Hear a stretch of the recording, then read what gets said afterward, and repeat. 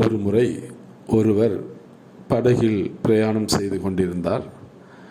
படகு அங்கும் இங்கும் ஆடுகிறதை பார்த்தவுடன் அவருக்கு பயங்கரமான பயம். எங்கே நாம் கீழே விழுந்து விடுவோமோ என்ற பயத்துடனே மிகவும் காணப்பட்டார். அவர் சிறிது நேரம் கழித்து அந்த படகோட்டியை பார்க்கிறார். அவர் எதுவுமே கண்டுகொள்ளவில்லை. மிகவும் கூலாக அமைதியாக அவருடைய பணியை அவர் செய்து கொண்டிருக்கிறார். இவருக்கு ஆச்சரியம், எப்படி இவர் மட்டும் எவ்வளவு அமைதியாக இருந்து கொண்டிருக்கிறார், நமக்கு இவ்வளவு பயம் இருக்கிறது என்று யோசித்தார். பின் படகின் கரை வந்து சேர்ந்தவுடனே அவரிடம் கேட்டார்.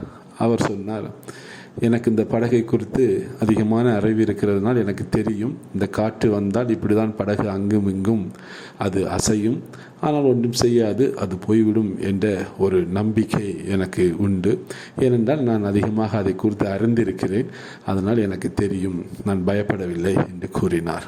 ஆம், நாம் வாழ்க்கை என்னும் படகிலே இப்படி நாம் சில நேரங்களிலே வாழ்க்கையிலே கஷ்டம் வரும்பொழுது நாமும் பயந்து விடுகிறோம். ஏதோ ஒரு சூழல், ஒரு நோய், ஒரு கஷ்டம் வந்தவுடனே பயந்து விடுகிறோம், ஐயோ என்ன ஆகுமோ என்று. ஆம், நமக்கு அது குறித்து ஒரு புரிதலும் ஒரு நம்பிக்கையும் நமக்கு வருகிற பொழுது நாம் பயப்படாமல் சந்தோஷமாகவும் சமாதானமாகவும் இருக்க முடியும்.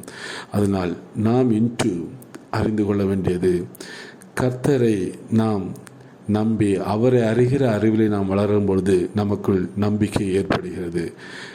2 பேதுரு 1:2 தேவனையும் நம்முடைய கர்த்தராகிய இயேசு கிறிஸ்து அறிகிற அறிவினால் உங்களுக்கு கிருபையும் சமாதானமும் பெருக கடவது.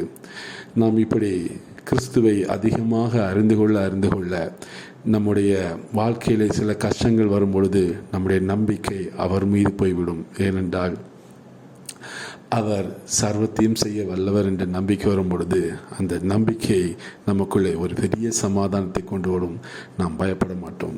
கர்த்தர் தாமே இந்த வார்த்தைகளை ஆசீர்வதிப்பாராக. ஆமென்.